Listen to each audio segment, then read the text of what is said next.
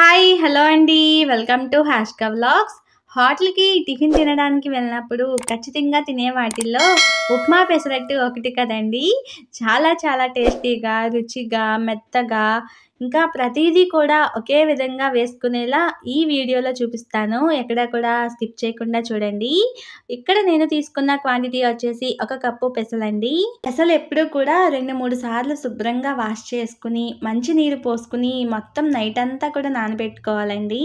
ఇది ఖచ్చితంగా కూడా గుర్తుపెట్టుకోండి. చూసారు కదా! నైట్ అంతా నానిన తర్వాత ఇలా ఉన్నాయి. పప్పు ఏదైనా కావచ్చండి.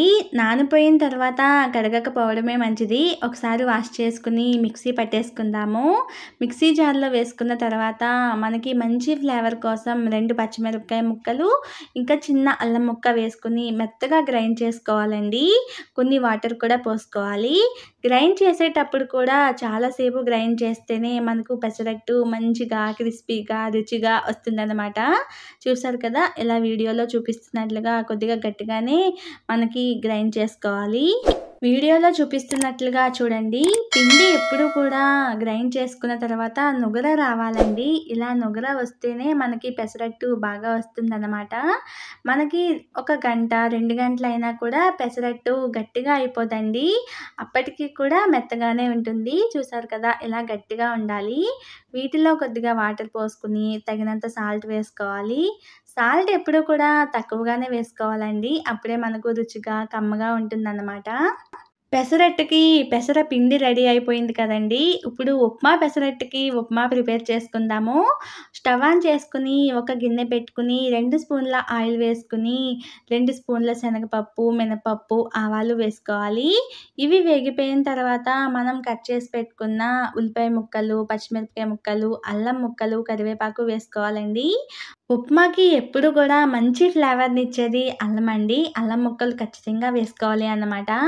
ఇది మనం రెగ్యులర్‌గా తినే ఉప్మా కంటే కొంచెం లూజ్‌గా చేసుకోవాలండి. అంటే 1 గ్లాస్ నీరు ఎక్కువగా పోసుకోవాలి అన్నమాట.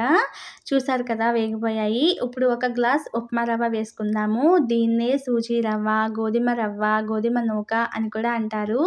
నూక ఎప్పుడు కూడా కొద్దిగా బ్రౌన్ కలర్ వచ్చే వరకు కూడా వేగనివ్వాలండి. అప్పుడే మనకు ఉప్మా పూస పూసగా, టేస్టీగా, రుచిగా ఉంటుందన్నమాట. చూసారు కదండీ! మనం రెగ్యులర్‌గా తినే ఉప్మాకి అయితే 3 గ్లాసులు పోసుకుంటాం కదా! ఇక్కడ కొద్దిగా లూజ్‌గా ఉండడం కోసం 4 గ్లాసుల వరకు కూడా వాటర్ పోసుకోవాలి. వాటర్ పోసుకున్న తర్వాత మంట లో టు మీడియం ఫ్లేమ్‌లో పెట్టుకుని ఒక 5 మినిట్స్ ఉడికించుకుంటే సరిపోతుందండి. సాల్ట్ అంత ఎక్కువ పట్టదు. చాలా తక్కువగానే వేసుకోండి. ఈసారి మీ ఇంట్లో ఉప్మా పెసరట్టు చేసేటప్పుడు ఈ విధంగా చేయండి. మీ ఇంట్లో వాళ్ళంతా మీకు ఒక లైక్ కొట్టేస్తారు. అంత టేస్టీగా ఉంటుందన్నమాట. నీళ్లు పోసిన తర్వాత 5 మినిట్స్‌లో అయితే మనకి ఉప్మా రెడీ అయిపోతుందండి. ఉప్మా రెడీ అయిపోయిన వెంటనే మనం ఉప్మా పెసరట్టు వేసేసుకుందాము. చూసారు కదా! రెడీ అయిపోయింది. అది పక్కన పెట్టేసుకుని అదే స్టవ్ మీద పెనం పెట్టుకుని వేడెక్కిన తర్వాతే మనం దోస కానీ, పెసరట్టు కానీ వేసుకోవాలండి. అప్పుడే మనకు పెనం నుంచి ఈజీగా వస్తుందన్నమాట. వేడెక్కిన తర్వాత చూసారు కదా! ఎలా పొగలొస్తుందో. ఇలా పొగలు వస్తూ ఉన్నప్పుడు పెసరట్టు వేసుకోవాలి. పెసరట్టు వేసుకుంటూ ఉన్నప్పుడు మంట లో ఫ్లేమ్‌లో పెట్టుకోండి. మాడిపోకుండా ఉంటుంది కదండీ! కొద్దిగా జీలకర్ర, మనం కట్ చేసి పక్కన పెట్టుకున్న అల్లం, పచ్చిమిర్చి, ఉల్లిపాయ ముక్కలు కూడా వేసుకుంటే బావుంటుందండి. కొద్దిగా ఆయిల్ వేసుకోవాలి. ఆయిల్ అంతా ఎక్కువగా వేసుకోక్కర్లేదండి. ఆల్రెడీ మనకి ఉప్మాలో ఆయిల్ ఉంటుంది కదా!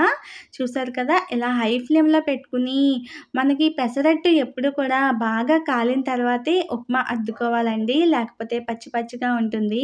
ఇది గుర్తుపెట్టుకోవాల్సిన విషయం అండి. చూసారు కదా! మనకి పెసరట్టు కాలిపోయింది కదా! ఇప్పుడు ఉప్మా వేసుకుని మొత్తం స్ప్రెడ్ అయ్యేటట్టు ఇలా అద్దుకోవాలి. ఉప్మా వేసుకునేటప్పుడు మంట లో ఫ్లేమ్‌లో పెట్టేసుకోండి. లేకపోతే మనకి పెసరట్టు బాగా మాడిపోతుంది. అంతేనండి. ప్రతి అట్టు కూడా ఇలాగే వేసుకోవాలండి. తప్పకుండా ట్రై చేయండి. ట్రై చేసిన తర్వాత మీకు ఎలా కుదిరిందో నాకు కింద కామెంట్ బాక్స్‌లో కామెంట్ చేయండి. చూసారు కదా! ఎంత పర్ఫెక్ట్‌గా మంచి కలర్‌తో క్రిస్పీగా ఉంది. చూస్తుంటేనే తినాలి అనిపిస్తుంది కదా! మరి ఇంకెందుకు ఆలస్యం తప్పకుండా ట్రై చేయండి. ఇలాంటి మరెన్నో ఈజీ రెసిపీస్ కోసం హాష్క వ్లాగ్స్ ఛానల్‌ని సబ్స్క్రైబ్ చేయండి. పక్కనే ఉన్న బెల్ బటన్‌ని క్లిక్ చేయండి. వీడియో నచ్చితే లైక్ చేయండి. మీ ఫ్రెండ్స్‌తో, రిలేటివ్స్‌తో షేర్ చేసుకోవడం మాత్రం మర్చిపోకండి. ఓకే అండి. నెక్స్ట్ వీడియోలో కలుద్దాం. బాయ్.